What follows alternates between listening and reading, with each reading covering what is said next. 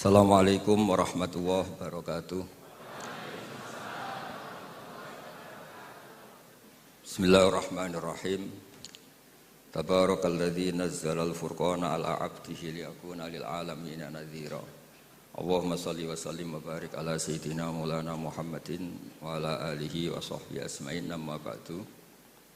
Yang kita hormati bersama Profesor Dr. Muhammad Quraish Shihab, semua yang hadir saya hormati, karena kalau mau nyebut sudah disebut Pak Rektor sebagai bentuk penghormatan bahwa ingatannya jenengan itu bagus, pokoknya kayak yang disebut Pak Rektor.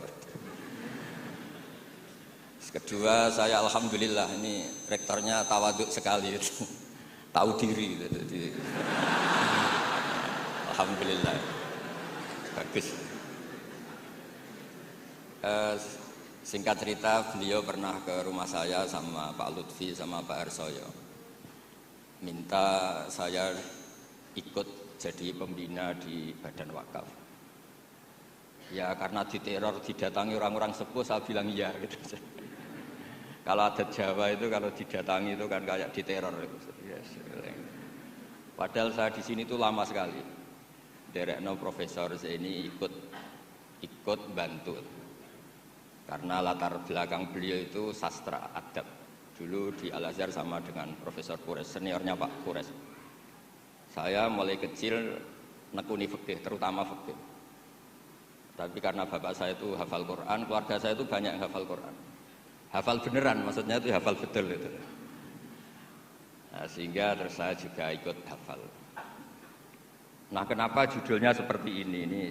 Ini makalah nanti di tasrih istilahnya pondok bareng-bareng Pak Quraish. Jadi Indonesia yang damai ini nggak lepas dari peran kitab-kitab yang datang ke kita, datang ke Indonesia. Misalnya arti kemenangan. Arti kemenangan itu tafsir yang datang ke kita. Ini yang paling terkenal kan tafsir Munir, karangannya Syekh Nawawi Al-Jawi. Itu beliau menyebut kemenangan umat Islam itu kemenangan logika.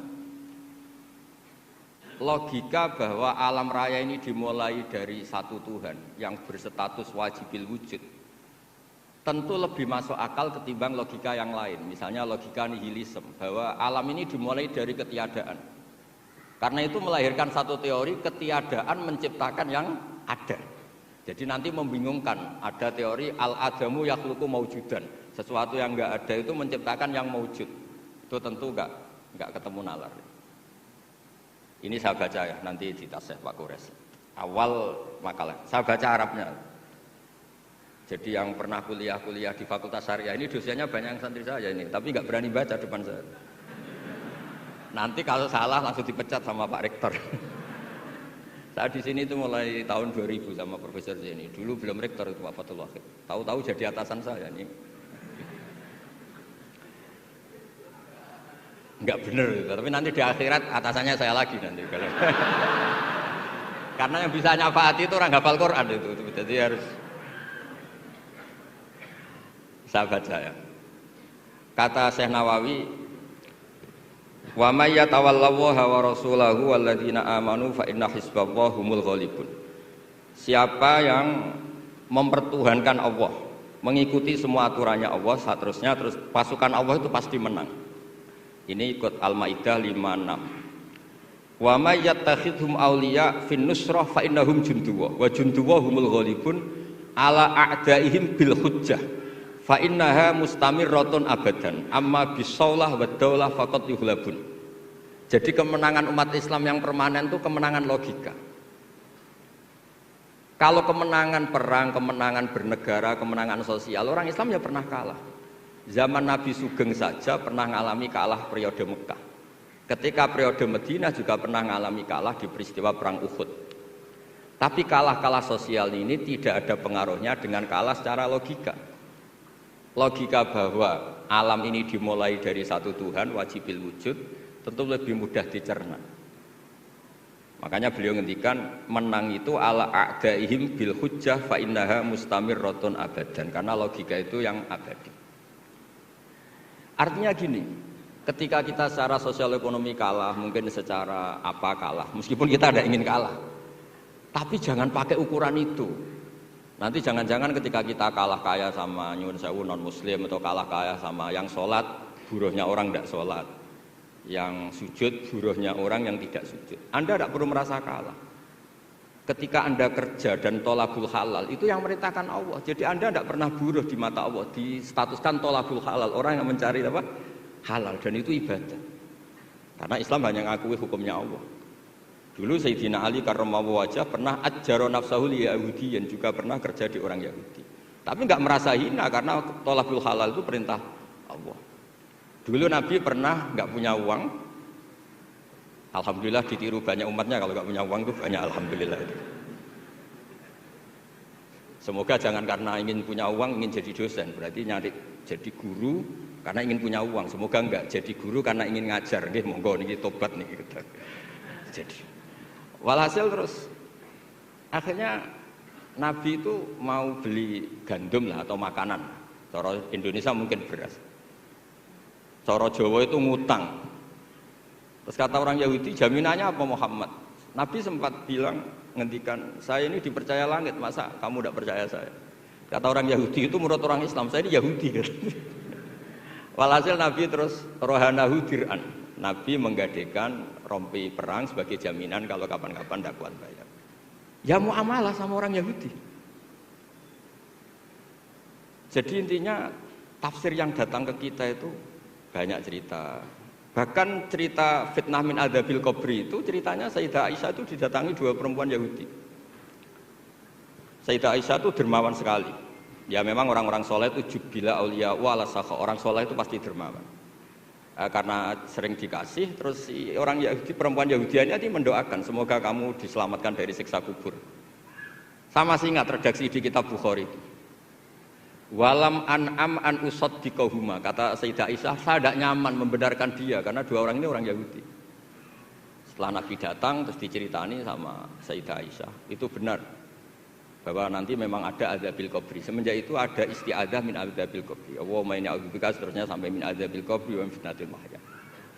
Dan masih banyak lagi cerita-cerita sosial Nabi yang Nabi tertawa-tawa ketika orang Yahudi bilang nanti pas kiamat itu kan hancur semua Muhammad. Lalu orang-orang sudah mati diletakkan di mana?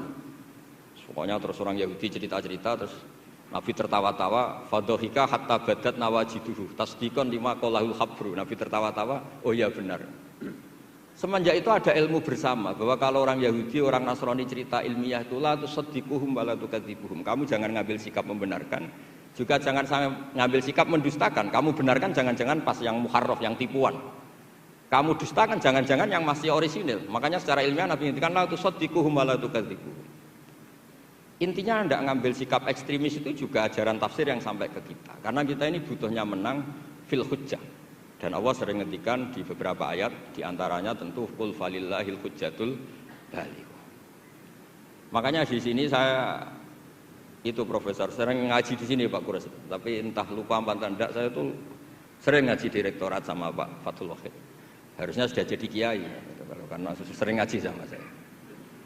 Tapi kalau jadi kiai kan kata Profesor Zaini itu pernah cerita, kalau jadi kiai itu rezekinya agak jelas, nggak per bulan dapat apa gaji. Makanya Pak Zaini pas ketua ini sayang Bu Ova nggak hadir karena beliau di Jakarta. Putri Pak Zaini sekarang yang jadi rektor di UGM. Itu ada ustadz latihan kiai itu jatuh di Indramayu. Pas itu beliau ketua wilayah itu Kemenak di Indramayu. Itu jatuh. Santrinya tuh susahnya bukan main. Tapi kata kiainya nggak apa-apa, masih. Kan. Ternyata yang dipegang itu salam tempel itu. Jadi badannya agak dipikir tapi masih. Karena dulu jadi kiai itu susahnya minta ampun. Makanya profesi ini sudah jarang yang mau itu. Kalau jadi kiai artis banyak yang mau karena makanya saya jadi kiai di UI itu sering istighfar. Jangan-jangan ini kategori elit sehingga hisabnya besar. Gitu. Makanya saya ini termasuk kiai orisinil. Jadi saya dipaksa jadi kiai di sini tapi sering nggak mau karena saya ini kiai betul. Jadi kalau fasilitas banyak takut hisab. Kalau kiai nggak betulan fasilitas banyak tambah seneng. Nah ini bukan nyindir siapa-siapa, ini memang aturan ikhlas begitu, mukhlisina lahuddin, enggak nyindir siapa-siapa, mengaturannya begitu. Saya cerita di keluarga saya yang masih megangi itu. Di pondok itu ajaran pertama itu tauhid, dan itu mesti diajari sifat pertama Allah itu wajibul wujud. Wujud kita mbakok mukhalafatul hawadis. Dan mereka sering beri contoh. Kenapa tafsir Munir bismillahirrahmanirrahim? Pertama yang diterangkan oleh tafsir Munir, Senawi Al-Jawi. Kenapa Al-Quran dimulai dari ba? Dan ba dimulai ada titiknya satu. Itu Allah seakan-akan mau maklumatkan bahwa awalu hadil mawujudat adalah nuqtah wahidah. Pertama wujud, kamu gambar apa saja, saya sering cerita ini tak ulang-ulang. Kamu gambar apa saja, entah gambar jelek, entah bagus, tetap dimulai dari satu titik. Angka 1 juta sampai 1 miliar 1 triliun tetap dimulai dari angka 1. Sebab itu bak di situ kata Syekh Nawawi adalah bi kana makana wa bi yakunu mayakun. Dengan saya kata Allah yang ada menjadi ada, yang mau ada saya yang mengadakan. Unsur utamanya saya kata Allah. Nuqtatil wujud. Artinya gini, andaikan kita neladani tafsir-tafsir yang ada di Indonesia, kita ini pasti menguatkan akidah. Bukan menang kalah urusan sosial, urusan apa. Itu kedua ketiga lah, syukur-syukur menang. Tapi kalau kita paksakan itu yang nomor satu, pasti kita sering kecewa. Itu rektor UI itu mesti miskin tuh dibanding pengusaha-pengusaha Jakarta itu. Itu kalau nggak terima, saya ini rektor Universitas Islam, masa kalah kaya, kan repot nanti jadi. Ini barokahnya qanaah, alhamdulillah gak apa-apa. Ya jadi jelas ya di sini beliau ngendikan yang menang hujah itu fa innaha mustamirratun abadan. Logika itu mustamirratun abadan. Dalam kitab Fathul Bari, sarahnya Shahihul Bukhari dijelaskan kemenangan umat Islam itu iltidza dan aklian. Kita punya akidah yang secara akal itu nyaman. Coba Anda misalnya jadi muslim, Anda mungkin profesor, kayak alim, kayak top. Terus ditawari satu teori begini. Hadil maujudat khalaqahal adamu misalnya. Ini yang alam nyata ini, penciptanya adalah ketiadaan. Kamu pusing 7 keliling. Ini gimana sesuatu yang ada kok penyebabnya ketiadaan. Sebab itu dulu ada sahabat namanya Jubair bin Mut'im. Itu tokoh besar di kafir Quraisy. Saking tokohnya dia yang jadi utusan untuk membebaskan Asra Badrin, tawanan Badar. Pas dia nginep di masjid nunggu ketemu Nabi, Nabi pas sholat maghrib baca wattur wa kitabi mastur fi raqqim mansur. Didengerin sama dia sampai pada ayat am khuliqu min ghairi syai'in am humul khaliqun. Masa alam raya yang seluas ini kemudian diciptakan tanpa sebab yang ada? Atau kamu-kamu yang enggak mengakui Tuhan itu kamu pencipta langit dan bumi? Am khalaqus samawati wal ard bal la yuqinun. Nangis dia. Nangis terus sungkem masuk Islam. Sampai ngendikan fakaan nama sudi qalbi. Sebagian riwayat kada qalbi ayatir. Dengan logika yang dibangun Quran itu hampir habis, saya habis. Karena Quran sangat demokratis. Qul ara'aytum ma tad'una min dunillah aruni ma khalaqu minal ardi am lahum syirkun fis samawat. Kalau Anda merasa jadi Tuhan enggak apa-apa. Tapi tunjukkan reputasi Anda. Apa Anda menciptakan langit bumi? Apa ketika saya bikin langit kata Allah kamu ikut urun? Saya sering cerita apa kamu ikut nyumbang semen pas saya bikin langit? Enggak kan? Malah sebagian ayat Allah ngendikan ma asyadtuhum khalqas samawati wal ard. Mereka-mereka yang kamu tuhankan ketika aku bikin langit bumi, mereka di mana? Membantu saya apa kata Allah? Kok enak tahu-tahu jadi Tuhannya bumi, enggak ikut bikin, ikut jadi Tuhan gitu. Itu habis Jubair bin Mut'im. Akhirnya masuk Islam. Artinya gini, ketika Islam belum kuat, masih banyak ashabis sufa yang miskin, mondok saja numpang Nabi. Itu hujahnya sudah menang. Makanya kata Syekh Nawawi, yang mesti menang itu hujah fa innaha mustamirratun abadan. Ya dicicil aja satu aja ya, nanti kapan-kapan ketemu lagi. Terus ini yang agak rileks, ini yang spesial. Saya itu jarang pergi sama istri saya gara-gara memang adatnya gitu. Saya karena sowan Pak Kures tadi istri saya ikut karena Pak Kures juga bawa istri. Ini spesial betul.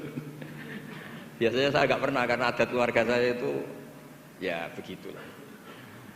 Ya jadi saya mohon semohon-mohonnya nanti Pak Kures bisa nerangkan panjang lebar. Jadi terus yang kedua ya dua aja lah dua. Ya ayyuhalladzina amanu sabiru. Di sini dijelaskan ala masyaqqatil istidlal fi ma'rifati tauhid wan nubuwah wal ma'ad. Wa ala masyaqqatis istinbatil jawab an syubuhati nahwil falasifah. Wahai orang-orang yang beriman, bersabarlah kamu. Di sini artinya sabar itu apa? Membuat logika yang mudah difahami banyak orang, kemudian orang itu mencintai Allah dan Rasul. Dulu itu ada orang Bedui. Ketika Imam Asy'ari berpendapat Iman yang diterima itu imanul mufakkir, bukan imanul muqallid. Enggak boleh taklid buta dalam iman.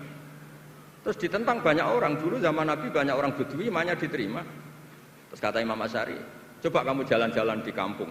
Ternyata orang kampung ketika ditanya, bima arafta rabbak, kamu selalu ngurusi ternak, ngurusi sapi, unta. Lalu kamu tahu Tuhan kamu dari mana? Jawabnya orang Arabi ini, al-ba'ratu tadullu 'alal ba'ir wa atharul aqdam yadullu 'alal masir. Ada kotoran ya ada sapinya. Kalau ada bekas orang lewat ya pasti ada yang lewat. Artinya kalau ada makhluk itu pasti ada atharun min athari qudratillahi ta'ala. Pasti ada bukti yang menciptakan. Itu ulama terus bikin logika. Lah yang saya sering cerita paling populer di kitab saya punya kitab namanya Nailul Ma'mul, karangannya Syekh Mahfud At-Turmusi, itu orang Indonesia juga. Beliau nukil dari cerita Imam Amudi, saya cerita di mana-mana. Imam Amudi itu gurunya Syekh Izzuddin bin Abdussalam, Sultanul Ulama itu punya guru namanya Imam Amudi. Itu senangannya ngajar matematika, bukan ngajar tafsir, ngajar matematika. Terus ketika beliau meninggal, muridnya tanya. Tadi Profesor Quraisy juga cerita mimpi. Ini saya cerita mimpinya Imam Amudi. Ma fa'ala bika rabbuk, yang diperlakukan Tuhan kamu itu apa? Anda hanya pengajar matematika. Terus kata Imam Amudi, ternyata ketika Allah ketemu saya mengumpulkan banyak malaikat, disuruh ngajar saya. Saya masih hafal teksnya. Istadilla ala wahdaniyati bi hadrati malaikati. Coba kamu terangkan cara menemukan saya bahwa saya ini satu di depan para malaikat. Kalau malaikat kan sudah tahu karena bawa aras, bawa surga neraka. Kata Imam Amudi, beliau ngendikan semuanya adalah. Beliau ngendikan angka itu 2, 3 sampai 1 triliun sampai berapapun, nisbatu dzalika ilal wahid nisbatul far'i ilal asli. Angka itu entah 2, entah 4, entah 1 miliar, 1 triliun. Dibandingkan angka 1 tetap namanya nisbatul far'i ilal asli. Tetap semuanya itu tabang dari angka 1. Fasabatal wahid jalla jalaluh. Maka yang mesti abadi, yang mesti ada al-wahid jalla jalaluh. Allah senangnya bukan main. Loh ini loh pinter. Enggak jadi malaikat sudah ngerti kalau saya ini satu. Nah, itu ya pinternya ulama. Isbiru ala masyaqqatil istidlal fi ma'rifatit tauhid. Nggih, clear ngoten mawon. Monggo niki kula saya bulbet Pak, karena saya niki anak buah Pak Wahid pegawai. Monggo jenengan.